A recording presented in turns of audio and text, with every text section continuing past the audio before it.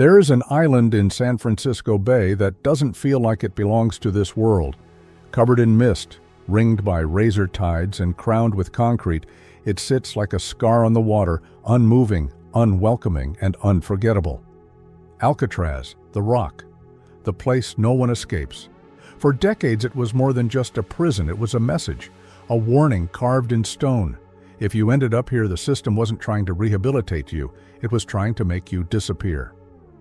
From 1934 to 1963, Alcatraz stood as the final stop in America's justice system, a maximum security, minimum privilege fortress.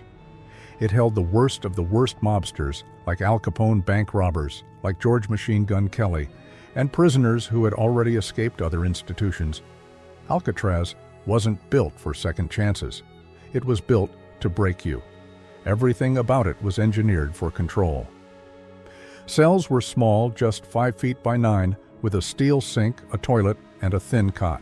Prisoners were counted up to 13 times a day, speaking during meals only if you earned the privilege, sunlight limited, privacy non-existent, hope scarce. And then there was the isolation. Just 1.25 miles from downtown San Francisco, inmates could sometimes hear the city's celebrations, music, fireworks, laughter drifting faintly across the bay on New Year's Eve. So close, and yet impossibly far.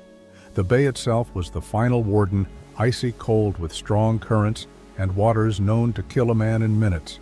Guards used to tell newcomers, "You try to swim it, you die." Simple as that. Alcatraz's reputation became legend. In 29 years, 36 men attempted to escape, 23 were caught, 6 were shot and killed, 2 drowned. 5 were never found, but none officially ever succeeded. It was that belief, that myth, that made Alcatraz different. It didn't just cage the body, it crushed the soul. It told the world, no one beats the rock. But all myths have a weak point. All legends have a crack. In June 1962, that crack widened into a mystery that's still unsolved today. 3 men, Frank Morris and brothers John and Clarence Anglin, disappeared into the night. No gunshots, no alarms, no bodies. What they left behind was more than an empty cell. They left a question that has haunted the FBI, the U.S. Marshals, and generations of Americans ever since. Did they make it? And if they did, how? This is the story of the greatest escape never confirmed. It's a story of genius grit and quiet rebellion against the unbreakable. And it begins not with a breakout, but with a place that was never supposed to let anyone go. Welcome to Alcatraz. Some prisons are built to keep men in, others are built to keep certain men out of the world. Alcatraz wasn't for just any criminal. It was reserved for the ones who were too clever, too determined, or too dangerous for anywhere else. And in 1960, 4 such men ended up just a few feet from each other: Frank Morris, John Anglin, Clarence Anglin, and Allen West. They were not heroes, they were not monsters, they were something far more difficult to contain. They were thinkers. Frank Morris, Frank Lee. Morris didn't look like much, medium height, quiet, a man who kept to himself. But underneath that quiet demeanor was a mind built for escape. Orphaned by age 11, arrested by 13, Morris was a product of the system and a master at slipping through its cracks. He'd escaped from multiple prisons, including a dramatic breakout from the Louisiana State Penitentiary. That one earned him a one-way ticket to Alcatraz. The guards called him too smart for his own good. They were right, just not in the way they thought. Morris had a genius IQ, 133 to be exact, and a memory for blueprints, patterns, routines. While other inmates served time, he studied pipes locks, sounds, guard rotations, and in his mind, he began constructing a way out. The Anglin brothers, John and Clarence Anglin, were the kind of brothers who didn't talk much but didn't need to. They'd been surviving together since childhood, born into a poor family of 13 kids in rural Florida. From swimming in icy creeks to stealing cars and robbing banks, they were inseparable, and when one got caught, the other wasn't far behind. Their criminal record was long, but their loyalty was longer. That's what made them dangerous, not just to others, but to the system. They didn't just want freedom, they wanted it together. After multiple escape attempts from Atlanta Penitentiary, they were both transferred to Alcatraz. And by what some would call fate or design, they ended up in adjoining cells side by side with Frank Morris. Allen West was the wild card. Tough, talkative, sometimes reckless, but reliable when it counted. He'd done time with all three men before in Atlanta and Florida. In Alcatraz, he was placed just one cell away. West wasn't the mastermind. He wasn't the symbol, but he was the glue, the man who could get things, keep things quiet, and build what needed building. Together, the four men formed something rare in a prison like Alcatraz, a silent alliance. They spoke in whispers through cell walls. They shared ideas with glances. They made plans no one else could see. But don't mistake them for idealists. They didn't dream of redemption or write poetry in the dark.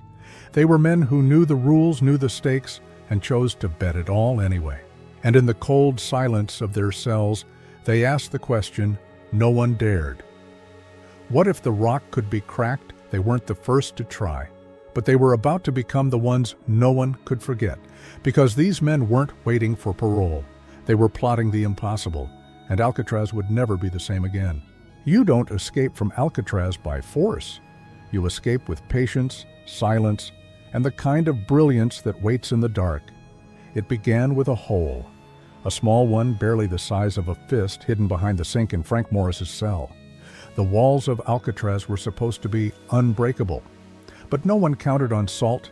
Years of moisture and sea air had eroded the concrete behind every sink in the cell block.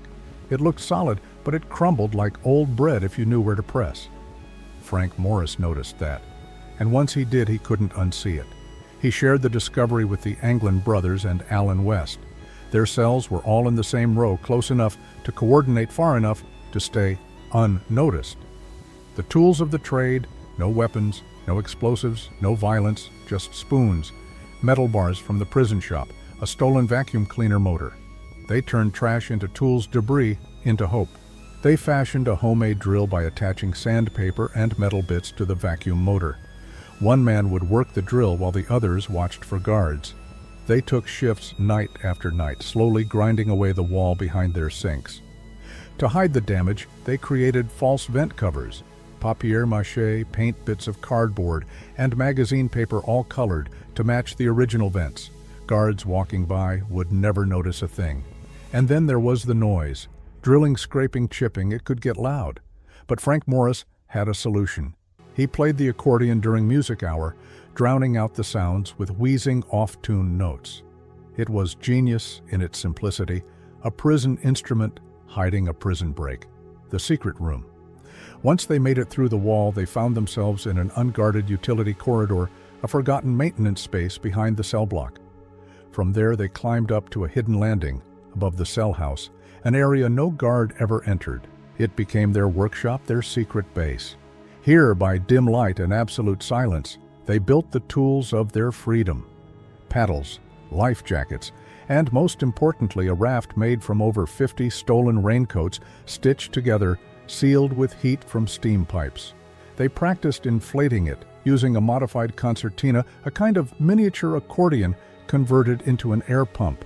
They tested folding techniques, weight limits, buoyancy. It wasn't just clever, it was calculated.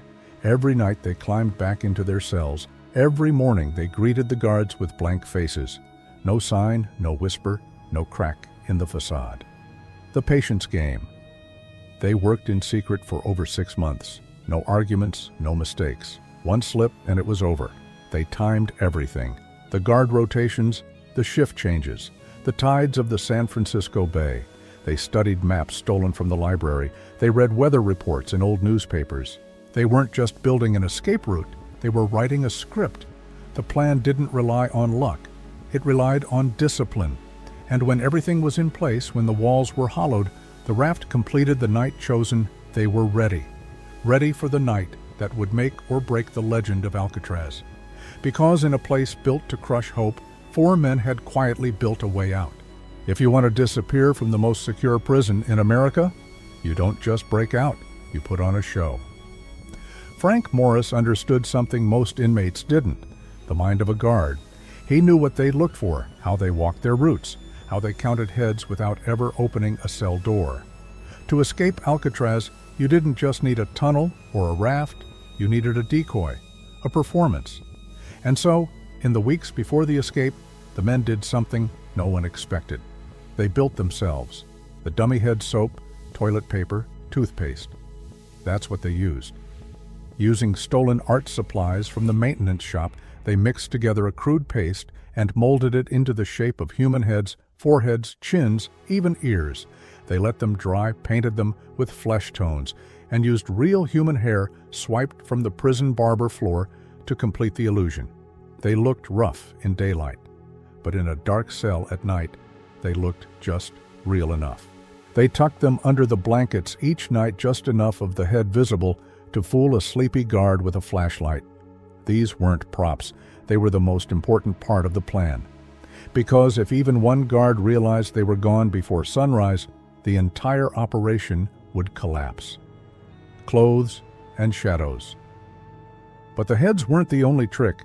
They bundled towels and spare uniforms under their blankets to create the shape of a sleeping body. They even adjusted the pillow heights to match their usual sleep positions. Every detail was rehearsed. To guard eyes peeking through the bars at 2 a.m., it looked like every man was sound asleep. Peaceful. Still, nothing out of place. But behind those walls in the hollowed utility corridor, the real men were getting ready. Stage management Frank Morris had one more task timing. He didn't just want to escape. He wanted time hours, if possible, before anyone knew they were gone. That meant building trust. They followed the rules. No fights, no noise. Morris even played music. He'd become the kind of inmate the guards stopped looking at. That trust, it would buy them a precious 6-hour head start. Allen West's tragic delay. But on the night of June 11, 1962, just as the curtain was about to rise, something went wrong. Allen West, the fourth man, couldn't remove the last section of concrete in his vent. It was too tight. He'd misjudged the width, or maybe rushed the finish. He chipped, he pulled, he panicked, and finally he was stuck. The others whispered through the wall. Time was running out. The tides would shift. The guards would rotate. They waited as long as they could, but then, with heavy hearts, they left him behind. Frank Morris, John Anglin, Clarence Anglin. 3 men vanished into the utility corridor, leaving Allen West in a silent prison alone with a dummy head and a crumbling hole that almost saved him. West would later confess everything. He gave the FBI the route, the method, the plan. But on that night, the spotlight missed him. The show went on without its fourth actor. The stage was set, the audience unaware. And behind the bars of Alcatraz, the greatest illusion had just begun. It was a quiet night, June 11, 1962. No alarms, no sirens, just the steady breath of inmates sleeping behind steel bars and the soft moan of the ocean beyond. But deep inside cell block B, 3 men were not asleep. They were about to do something no one had ever done before. They were going to disappear. 10:30 p.m., lights out. The guards walked their final rounds. Flashlights flicked through the bars. All looked normal. 3 motionless heads lay on 3 prison pillows, except those weren't men. They were sculptures. Frank Morris, John Anglin, and Clarence Anglin had already slipped through the holes behind their sinks. They crouched silently in the dark utility corridor, heartbeats pounding in rhythm with the drip of rusty water pipes. Allen West was supposed to be with them, but his vent wouldn't budge. His tunnel was too narrow, and time was slipping away. 11:00 p.m. Into the maze. The corridor was tight, barely enough room to crawl. Every sound mattered. One clang, one misstep, and it was over. They carried their supplies in makeshift duffel bags, a homemade raft stitched from 50 raincoats, life vests, wooden paddles. A concertina they had converted into an air pump. Bit by bit they climbed up toward the top of the cell house. There was no map, only memory and instinct. They had studied every inch of the prison, every shadow, every weak point in the structure. Now it was time to use that knowledge. 11:30 p.m. The rooftop. They emerged through a vent shaft near the roof. The grate had been pried open days earlier, and sealed back with a soap bolt, a fake screw made from shaved soap and shoe polish. The illusion had held. Frank led the way. John and Clarence followed. Above them the wind howled like a warning. Below, the prison slept.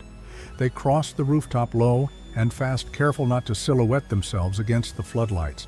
Every corner held danger, but also freedom. They slid down a drainpipe, slipped past guard towers, and reached the northeast shoreline of the island. 12:00 a.m., the final barrier. The bay stretched out before them like a black void, frigid, unforgiving, the final guard of Alcatraz.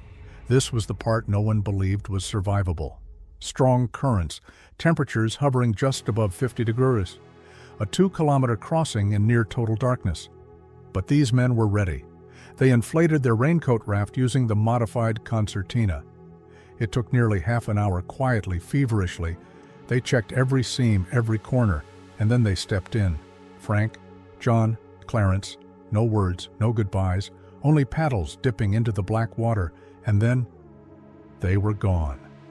The silence after no alarm sounded, no red lights flashed. At 6:30 a.m. the next morning, a guard arrived to wake them. He tapped the bars, no response. He looked in, saw a head on a pillow, moved on, but then he paused. Something wasn't right. He opened the door, reached out, and touched rubber. The head rolled to the floor. The dummy's painted eyes stared back. And just like that, Alcatraz was cracked. The impossible had happened, and no one, not the guards, not the government, not the American public, would ever look at that island the same way again. June 12, 1962, 7:00 a.m. The alarm rang like a war siren. Steel doors slammed shut. Guards shouted. Inmates were ordered to sit up, hands on their heads. The unthinkable had happened. 3 men were missing from Alcatraz, not dead, not transferred, gone. The rock once thought invincible had been breached, and the race to find them had just begun. The initial discovery. The dummy heads were the first clue. When guards pulled back the blankets in Frank Morris's, John Anglin's, and Clarence Anglin's cells, they didn't find bodies. They found waxen faces, painted eyes, and clumps of real hair. One head had fallen to the floor during morning check. The hair was too perfect, too still, too fake. Then came the holes behind the sinks, black tunnels leading to nowhere and everywhere. Inside the utility corridor, guards found footprints, scraps of clothing and tools, stolen spoons, drill parts, even rubber cement made from prison supplies. But it wasn't just a hole in the wall. It was a hole in the system. FBI and U.S. Marshals take over. Within hours, the case left the hands of prison officials and landed with the FBI and U.S. Marshal Service. Helicopters circled the bay. Boats were dispatched to search the water. Divers plunged into the icy currents near Angel Island. The Coast Guard, military units, and police from across California joined in. Their mission: recover the escapees, dead or alive. But they were already too late. Evidence. Along the shore on June 14th, a Coast Guard unit found a wooden paddle floating near the Golden Gate Bridge. Later that day, a sealed plastic bag washed ashore. Inside were personal photos, a list of relatives, and dry clothes belonging to the Anglin brothers. On June 21st, part of a rubber life vest was discovered near Fort Point. It appeared to have bite marks, possibly from sea lions, possibly from the desperate teeth of a drowning man. But no bodies, no footprints, no voices in the dark. It was as if the men had vanished into mist. Official statement: presumed drowned by July. The official narrative had formed. The men likely drowned in the bay, said Warden Richard Willard. No one could survive that current, not in a raft made of raincoats. The water temperature was 53 degrees. The tidal currents could pull an Olympic swimmer under. And there were no confirmed sightings, no intercepted letters, no signs of contact. It was too easy to say they were gone. The FBI closed the case in 1979, declaring all 3 men legally dead. But not everyone believed it. The public reacts. News of the escape exploded across the country. Newspapers printed diagrams of the escape route. TV anchors stood on the Alcatraz docks, pointing at where the raft might have launched. The question hung in the air like fog. Did they make it? Some called them folk heroes. Criminal masterminds who beat the system. Others called them cowards. And yet for years after the escape rumors flowed like tidewater, a man in Brazil who looked like John Anglin. A Christmas card sent to the Anglin family postmarked but unsigned. A blurry photo from 1975 showing two older men with familiar faces.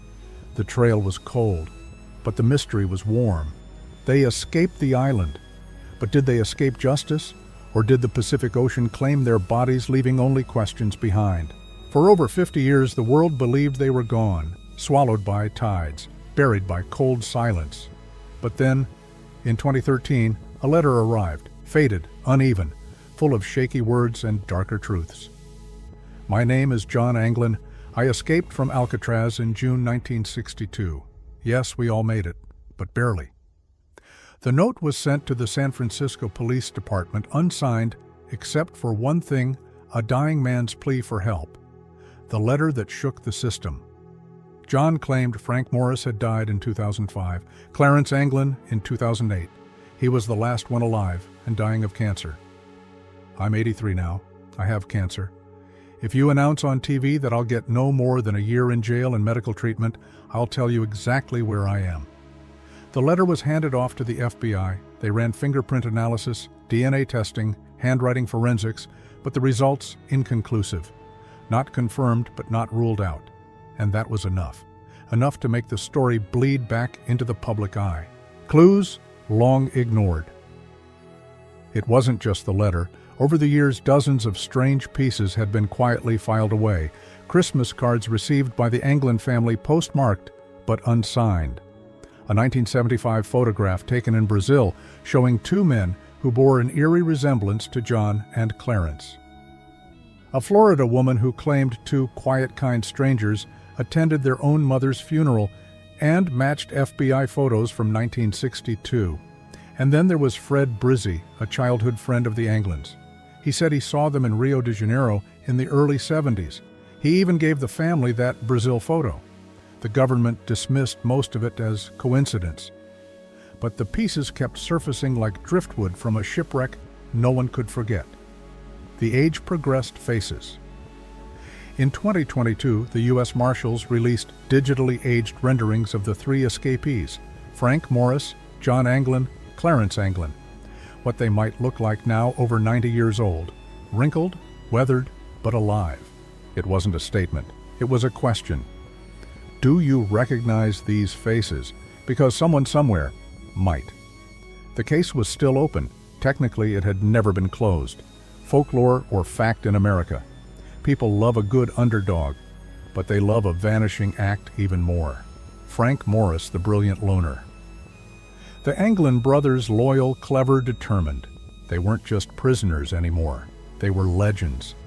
Like D.B. Cooper, their story lived in a space between truth and myth. The idea that someone could beat the most secure prison in the country and vanish forever. That didn't just feel cinematic, it felt sacred. Some called them criminals.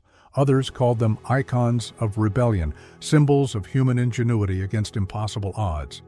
But everyone agreed on one thing: they had done something no one else had. They cracked the rock. Even in silence, even in shadows, their story never really disappeared. It just waited for the next clue, the next whisper, the next moment when the truth might surface again. They slipped out of prison cells, through tunnels carved with spoons, onto a raft sewn from raincoats, into waters that were supposed to kill them. And then they were gone. Frank Morris, John Anglin, Clarence Anglin. Three men against the most secure prison in America. Did they survive, or did they become ghosts of the Bay Science enters the story? For decades, the official stance was simple. The men drowned. The currents were too strong, the water too cold. The odds impossible. But in 2014, a group of Dutch researchers challenged that belief. Using computer simulations, they recreated the tidal conditions of June 11, 1962. They tested dozens of scenarios, different launch points, different times, different winds. And what they found shocked everyone. If the escapees launched their raft between 11 p.m. and midnight, the current would have pushed them directly to Angel Island, not away from shore, toward it. The timing had to be perfect, but so was everything else they had done. A legend, re-examined. With this new data, the old evidence took on new meaning. The paddle found near the Golden Gate Bridge, the life vest with no body attached, the sealed bag with family photos found dry, the letter in 2013 whispering from the grave. Suddenly, what once looked like tragedy began to look like strategy. They knew the tides, they understood the prison's layout, they had help from inside the system, maybe even from sympathetic guards. And they had motive, not to escape punishment, but to prove it was possible. A crack in the rock Alcatraz was never just a prison. It was an idea that some places were so strong, so secure, they could crush the human spirit. But Frank Morris and the Anglin brothers cracked that idea open. They reminded the world that even steel and stone can be beaten by will and cleverness. Did they go to Brazil? Did they die in the cold? Did one of them write that letter half a century later with trembling hands and a final confession? No one can say for sure, and maybe that's the point. The case remains. Open to this day, the U.S. Marshal Service keeps the file alive. They've said plainly, until we know for sure, we don't stop looking. The photos have been age progressed. Tips still come in, and somewhere out there, if they survived, those men would be in their 90s, old, gray, and long forgotten. But their story, never forgotten. Alcatraz is now a museum. Tourists take photos where inmates once scraped walls. Guides talk about the Great Escape like it's folklore. But you can still feel it. In the wind, in the fog, in the silence of those empty cells. A question whispered again and again. Did they make it? The final word. Some mysteries demand answers, others demand awe. What Frank Morris and the Anglin brothers did was more than a prison break. It was a moment when myth and man collided and left behind a legend. They may be gone, they may be alive, but what they gave us remains proof that even the strongest walls can crack if you're willing to try. If you believe in underdogs' ingenuity and impossible escapes, like, share, and subscribe. Because somewhere out there, another story waits to be told.